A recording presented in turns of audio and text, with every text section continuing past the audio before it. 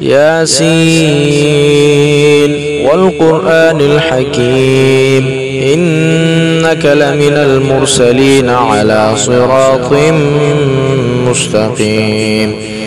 تنزيل العزيز الرحيم لتنذر قوما ما أنذر آباؤهم فهم غافلون لقد حق القول على أكثرهم فهم لا يؤمنون إنا جعلنا في أعناقهم أغلالا فهي إلى الأذقان فهم مقمحون وجعلنا من بين أيديهم سدا ومن خلفهم سدا فأغشيناهم فهم لا يبصرون وسواء عليهم أأنذرتهم أم لم تنذرهم لا يؤمنون إنما تنذر من اتبع الذكر وخشي الرحمن بالغيب فبشره بمغفرة وأجر كريم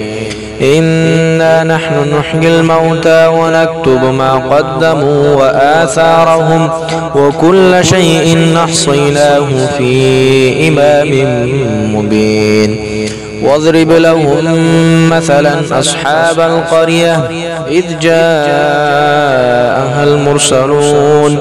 إذ أرسلنا إليهم 2 فكذبوهما فعززنا بثالث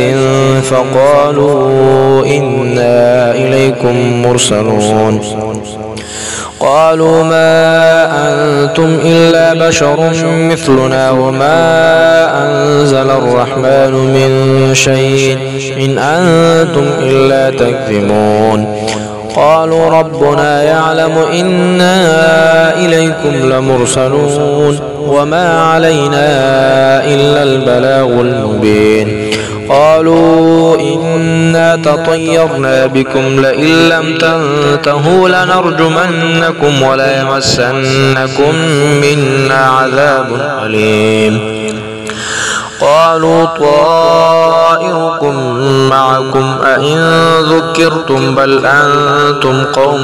مسرفون وجاء من أقصى المدينة رجل يسعى قال يا قوم اتبعوا المرسلين اتبعوا من لا يسألكم أجرا وهم مهتدون وما لي لا أعبد الذي فطرني وإليه ترجعون أأتخذ من دونه آلهة إن يردني الرحمن بضر لا تغن عني شفاعتهم شيئا ولا ينقذون إني إذا لفي ضلال مبين إني آمنت بربكم فاسمعون قيل ادخل الجنة قال يا ليت قومي يعلمون بما غفر لي ربي وجعلني من المكرمين وما أنزلنا على قومه من بعده من جند من السماء وما كانوا منزلين